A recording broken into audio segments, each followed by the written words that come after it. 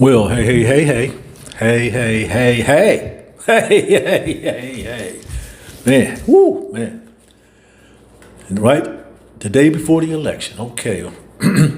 Welcome to another episode of On the Cutting Room Floor. I am your host, Tony Ray Harvey. And we are broadcasting live here from Greenhaven Pocket area in Black Magic Inc. Studios. So let me get right down into it. The Kings end their 4-game road trip with a putback by Sabonis with 0.7 seconds left to beat the Miami Heat 111 to 110. It was a miraculous ending to what proved to be a successful roadie. They did it. Wow. And I want to say it was definitely a team effort because that first half, I don't know who those cats was. So by halftime, and I'm talking about the Sacramento Kings, it must have been a costume change or something like that. Fox went in there and changed into Fox. Domantas went in there and changed into Domantas. Monk went in there and changed into Domantas. Debo went in there and changed into who else? DeMar DeRozan. But this was definitely a truly unified effort to get this victory. And it was tough because the way that he was putting up them threes in the first half, I was like, here we go. And we know the Kings have issues defending the threes, but that third quarter, Fox showed his leadership. I'm ready, get past all this. I missed 11 straight shots beyond the arc in Canada and Toronto the other day, but tonight I'm getting down. I am going to will this team to victory. Now, considering the fact that he took a shot at the end of the game, it was like 9 seconds left in the game. He took a shot as the time was winding down at the free throw line and missed it. But Domantas was there to save the day. Okay, you got the rebound and put the ball back in, boom. It's time to head 3,000 miles back to Sacramento. And the Kings do not play their next game until Wednesday. And we're going to get some get back with Toronto because they'll be in town. Golden One Center, G1C. But I'm telling y'all, folks, those losses, Toronto was a little bit disturbing, and I know it was a lot of overreacting today, and it was, okay, because some of the things that happened, we did not see, Keon Ellis start in Toronto, but he came back and Mike started him for this game, and the outcome was a victory. Okay, as I just mentioned, DeAaron missed all those shots behind the arc and stuff, but it didn't matter. It did not matter. He missed his first one, then I think he made his next 2 out of next 4 in this game. So he was really like 0 for 12 if you go back to the Canada game. But I'm erasing all of that because the young man, he scored 7 points in the first half, or he scored 21 in the third quarter. 21 hard-earned points in the third quarter. Leadership. Call it what you want. It may be not by voice. It may not be verbal. But I'm going to show y'all what we're going to do to get back in this game. Matter of fact, all 3 of them did, including Monk. Monk got a game-saving dunk that pretty much led to the Kings getting that last basket. Thanks to a basket that was missed by Jimmy Butler, but who was also defended by Keegan Murray. But I'll get into that. So, yes, the Kings, they finished their road trip 3-1. Okay, they're 1 game now over 500, so their record is 4-3. They on the season is 4-2 on the road. 4-2 on the road. Okay. Also, the Kings stop a 5-game losing streak in South Beach, in Miami. The Heat fall from 4-4. Well, there's a pretty interesting tale about this because this was spoken earlier. Both teams was coming in from different countries. The Heat, they beat the Wizards in Mexico City. Of course, the Kings, they lost in overtime, 131-128 to Toronto on Saturday. They both played Saturday, and they converged down in South Florida, to play this game. I just say it's fair, Despite the fact that the Kings had to travel all those miles from Atlanta to go to Toronto, customs and all that business, and then lose the game, then have to fly 2,400 miles back from the north all the way down to the southeast end, to play the Heat. The Heat, I think the Heat was by air travel, I think it's probably about 1,400 miles from, Miami to Mexico City. Okay. All right. So fair is fair. Fair is fair. Fair is fair. They had to play and do their thing. They had to come back and, do the custom things and every, that deal too. Man, that was, well done. Well done. So DeMar DeRozan, he ends up with 26 points. So that would be a 7th straight game. Yeah, that would be a 7th straight game, scoring 20 or more points in a Kings uniform from the get-go, from the giddy-up. So he had 26 points, 6 assists, 3 rebounds. It was 10-18 from the field. Okay. He made one needed three-pointer towards the end of the game. We'll talk a little bit about that later. He had 2 blocks in the game. He did not have any steals. And he played he played 36 minutes. He basically played 36 minutes. Okay. Domantas Sabonis, 16 points, 16 rebounds, 7 assists, 6 for 12 shooting from the field. He made 2 of 4 from beyond the arc, much needed. And that key basket, that putback at the end of the game. Herro. That's hero ball right there. You do it the right way. Considering the fact that Bam Adebayo was hitting him in the face all night. I think the first time was in the first quarter, and Domas had to lead the game for a few minutes, but he came back at the 6:22 mark of that first quarter, and he resumed play. Domas, let's put it like this. Telling off my age, in the middle 1970, there was a situation, not a situation comedy, but a drama series that used to come on, I would say every Wednesday. The $6 Million Man. Okay. Steve Austin was the character. Okay. I'm about to just start calling Domas the $6 billion man because he keeps getting beat up and hit in the face and oh my gosh. But he keeps coming back. Tough as nails. Tough as nails. Well, I know someone already mentioned that maybe he should wear a face mask. Maybe he should. This time it looked like he came back with a busted lip, courtesy of Bam. So, hey, without him, Kings ain't much. Without any of these 4 guys, including Monk, Kings are not much. And Keegan. They can't leave Keegan out of this as well. Like I said, it was a team effort tonight. Matter of fact, Keegan had 14 points, 6 rebounds, 1 assist, 1 block. Okay, he was 5 of 11 shooting from the field, 1 for 4 in 3-point territory. He made all his free throws, which is good. As a matter of fact, we'll go back. DeMar made all 5 of his free throws as well. Domas was 2 for 2 from the line. DeAaron was 3 from 4 from the line as well. So Keegan, Keegan just doing it all. I don't care what anybody say. I know there was questions about how he would play, coming into this season. He didn't add more to his bag than anyone could say for this season. So I'm digging that. So and the way he's been playing defense, no one really can complain. He's really bringing it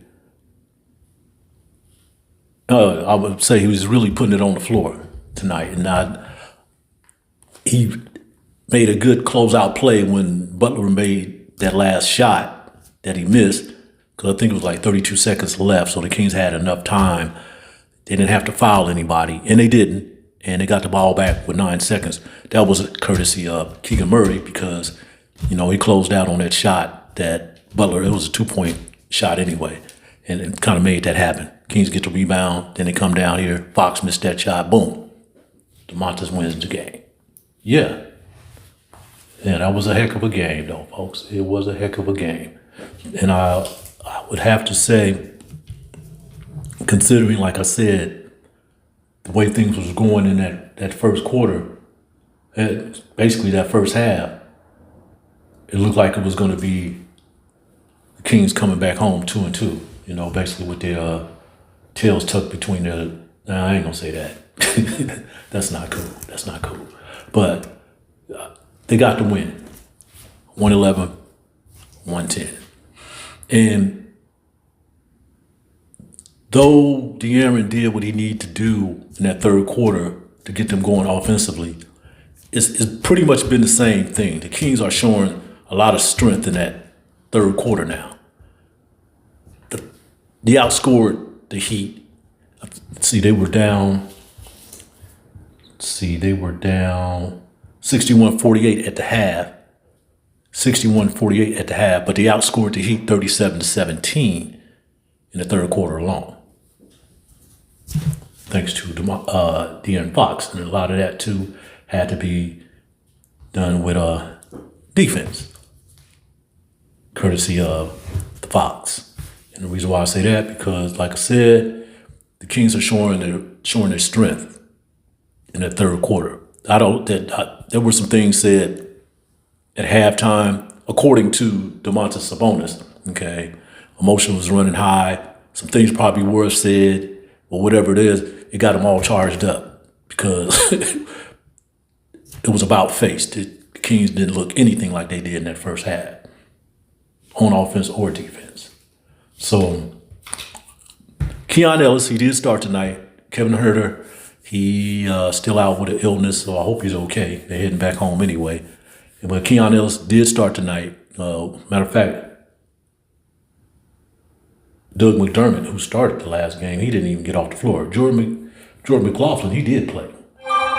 He did play in the game. Okay, but Keon, 3 for 6 from the field, 1 for 3 behind the arc. He had 3 rebounds, 2 assists, 3 steals, 3 much-needed steals.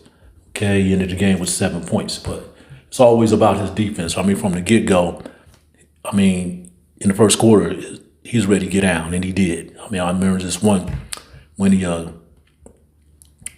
got the ball under the basket, and he lost it for like a brief minute. He stole the ball right back, and he scored.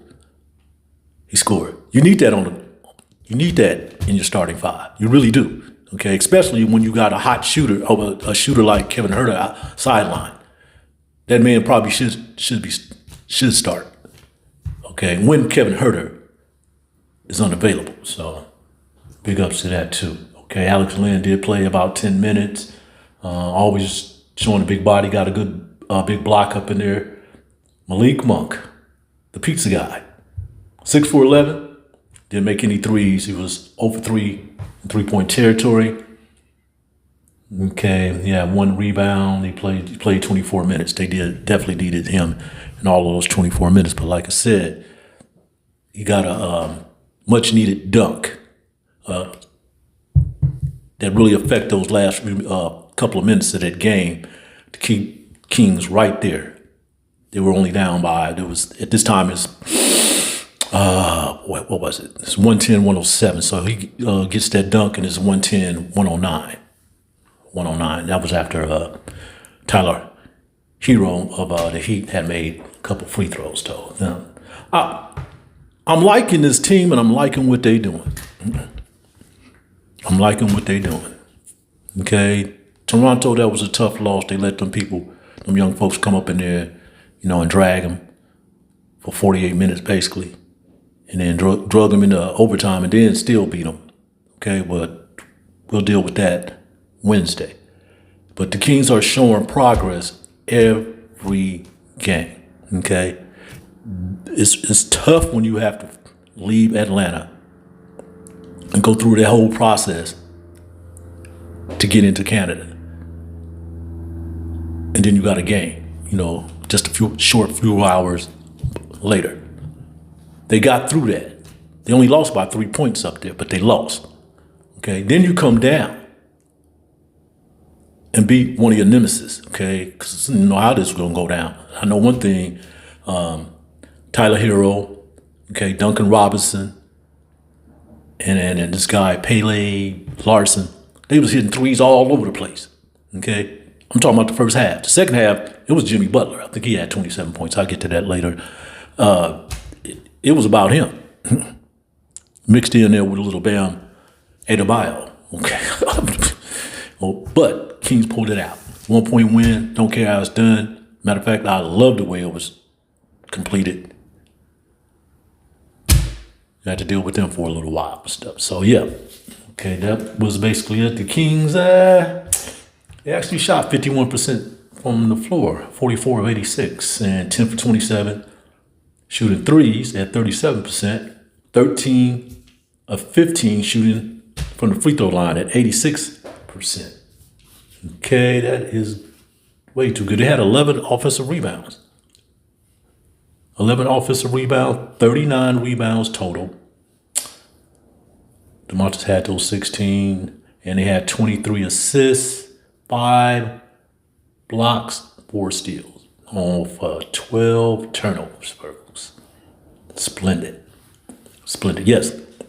So Jimmy Butler, he did have 27 points.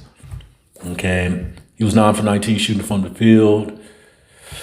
8 of 11 from the free throw line. He's another one that likes to get to the line too. Tyler Herro, 9 for 18 from shooting from the field. Made 5 of 11 three-pointers. He ended the game with 27 points. Bam, he had 16 points and 9 rebounds. And these other cats who came out, Terry Rozier had 10 points. Pele Larson came on and he had 13 points of his own. Okay, and he was 3 for 5 behind 3-point line. Duncan Robinson had 9 points, but he was 3 for 3 beyond the arc. So all his points that he did score was beyond the arc. And there was some big baskets too. Okay, these cats, what did they shoot? They finished the game 15 for 36 shooting in 3-point territory. But they were for 11 for 20. They were 11 for 20 in the first half. So in the second half, they were 4 for 16. So the Kings did defend the three a little bit better in that second half. Big ups. Yes, so speaking of that first half, okay, the Heat led 25-22 at the end of the first quarter. Tyler Herro was 4 for 4 from beyond the arc. He had 13 points in that quarter. And the Heat were 5 for 9 from threes. All of that was done by Tyler Herro. They were 5 for 5 shooting free throws, okay? And as I mentioned, Sabonis was hit in the face by Bam, and he left the game briefly, but he returned at the 6:22 mark. The Kings were 1 for 5 shooting from the 3-point line, okay? Then it gets a little crazier. In the second quarter, Kings trailed 35-30. DeRozan scored the Kings' next 9 points when they were behind 35-30 to pull within 41-39. After Bam made a bucket, Fox scores, and Murray gets a dunk to tie the game at 43-43. Okay, that's in the first half. Okay, then he goes on to close out the quarter on an 18-5 run to lead 61-48 at the half. Now we're moving on.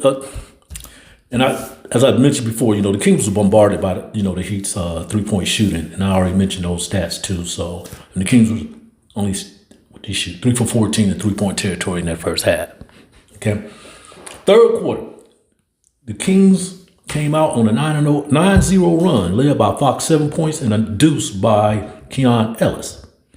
Fox was not done at that point, but when they were behind 57-66. Kings go on to outscore the Heat 20-10 and take a 77-76 lead on a dunk by Keegan Murray. Fox scored 9 points during that run. Okay, the Kings went on to end the quarter with the 85-78 lead. They outscored those cats 37-17. But once again, the key was defense. It was running those guys off the line too. So, all right, to start the fourth quarter, Jimmy Butler, he scored 10, the Heat first 10 points in that first quarter. And on his last bucket on that run, he made a bucket, and the Heat pulled in 89-86. They were trailing by 3 points. Okay, there was a couple ties, but moving forward, I'm just going to go and close it all the way out. The Heat managed to go up 108-103 on a consecutive 3-pointers by Butler and Terry Rozier. He went up 108-103. Okay. Next possession down for the Kings, Debo comes down. He hit that 3-pointer, but he was fouled. So he converted that into a 4-pointer when he hit the free throw. Okay, so they're down 107-108. All right. He comes down. Tyler Herro, he gets fouled. He gets to the free throw line. He makes both his free throws. Heats is up 110-107. So the Kings come back down. Malik just bust out and, he gets a dunk. So they're down by 1. All right. And it's at that time, it's about 32.7 seconds left in the game. So the Kings did not have to foul on their next trip down, which they did not. Okay. This is when Keegan came in and defended Jimmy Butler on that, trying to about a 10-footer from the right side. They get the rebound, come down. Fox take the shot. It's 9 seconds left. Fox takes the shot at the free throw line. He misses. Domantas, he get the rebound. He put it back, and it's only 0.7 seconds on the clock. All right. So he come down. Well, it didn't come down. It was at half court. Rozier get the ball basically at the top of the key, and he misses at the rim. Game over. Splendid. So, hey, it's not over with. We're 7 games into this, okay? 7 games into this, and the Kings are 1 game over 500. And if they can take care of Toronto Raptors on Wednesday, November 6th, the day after the election, and take care of the Clippers on November 8th, that Friday, okay, they can keep climbing up the charts, because after that, the Kings will have a 6-game road trip that starts on the 10th of November in Phoenix. Then they play San Antonio. I'm sorry, I'm going backwards here. I'm going way backwards here. I'm sorry. That is completely wrong. They will have a 2-game road trip. So they'll be in Phoenix and San Antonio after they play Toronto and the Clippers. And then that would follow up with a 4-game road stint at G1C against Phoenix, Minnesota, Utah, Atlanta, and they're back on the road for another 2-game stint with the Clippers. 1-game stint, and then they come back home for a little while. But so yeah, so they got a 4-game homestand coming up after these 2 road games in Phoenix and San Antonio. But first thing first, 1 day at a time. They need to get these first 2 wins at home, and then do that 2-game road trip, then come back home and deal with all of that. Kings look good right about now, folks. Now, I'm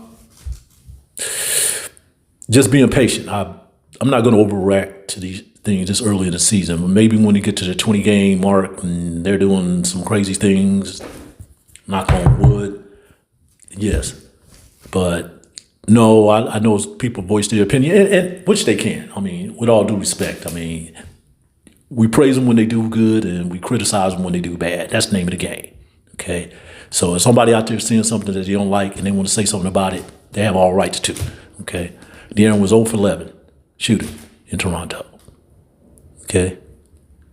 And then he took the last shot, which he got fouled on because the 2-minute report came back and said he was fouled, but it doesn't really make a difference. But, DeAaron Fox is a professional. He came back in this game and, hey, look, I'm DeAaron Fox and this is what I do. I'm not going to cuss on this podcast, but that's how things done, okay? Everything is blending in with this DeMar DeRozan edition. Everything, okay? And it's going to work out. Monty McNair and Wes Wilcox, I'm sure they're trying to look for some ways to shore up that bench, because they got to get another big. They got at least another third center, if that's possible, okay, to help that out. Because you don't want these starters playing that many minutes, and you don't want to wear them out all through the season, and then they have a chance to get into the playoffs, and they're all worn out. Okay, I know Orlando Robinson, he should be coming back this way, hopefully soon. So hopefully we'll get to see him in the next week or two. And he's 6'10", so that definitely would add some length to what's happening here. But once again, great win tonight after a tough loss the other night. Kings move on. They got 2 here next day. Hopefully get a little rest, only a little one-day rest and stuff. And they can pull out these 2 wins and we can move on. Once again, I do want to thank you for turning in on the cutting room floor. Appreciate that. I don't care if it's 20 people out there viewing it or 100 people out there viewing it, 60 people out there viewing it. I appreciate it. I love it. Okay. And if you feel that you want to continue with the hearing these digital commentary, hit that subscribe button. Okay. Hit that thumbs up. I love it. In the meantime, I am signing off. Peace.